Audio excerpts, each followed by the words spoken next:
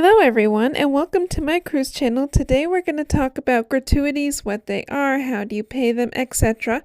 But before we get into all that, I must ask, if you like this video, if you find it at all helpful, please hit the like and subscribe buttons below. Alright, so let's get to it.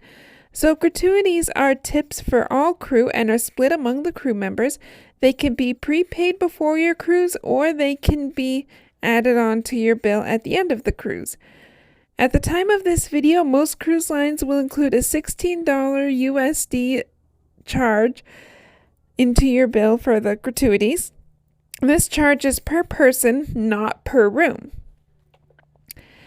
Some of these lines include Royal Caribbean, Princess, and Carnival. Please note, if you're staying in a suite, your gratuities may be greater than those that are not staying in a suite.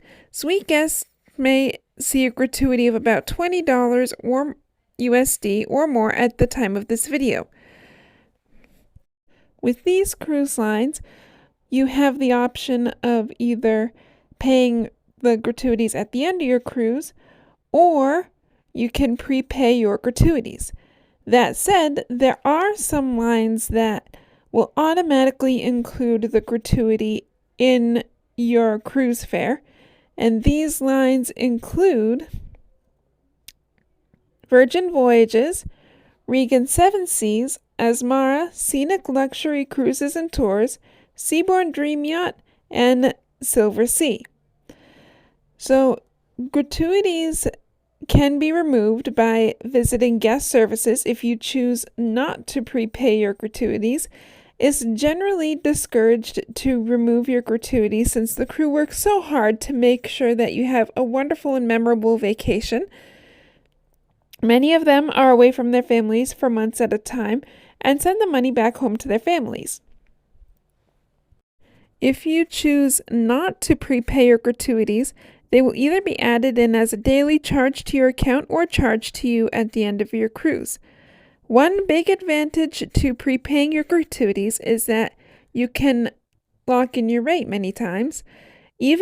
So basically what that means is even if the rate were to be increased by the cruise line, you won't be paying extra.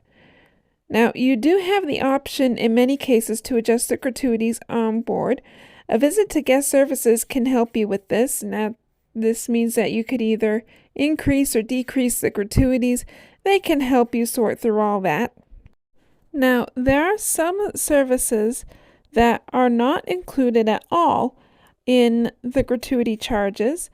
Some of these services, such as spa treatments, drinks, and specialty dining, will be added in as an extra charge to your account. Tips for porters at the terminal are also usually not included.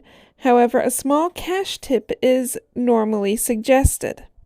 Also, if you're more comfortable tipping in cash, you can certainly do that in most cases. With that in mind, it's up to you to tell the cruise line if you wish to have that tip removed from your gratuities.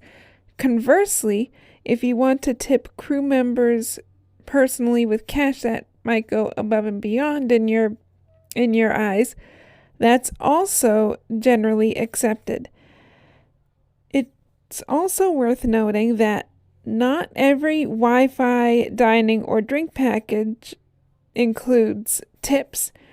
In this case, you should check with your cruise line or check with your travel agent to see if tips are included in the price.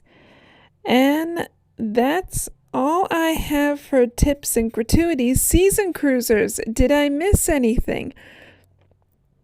New cruisers, do you have any questions that maybe we didn't cover? Comment below. We would love to hear from you. And as always, bon voyage!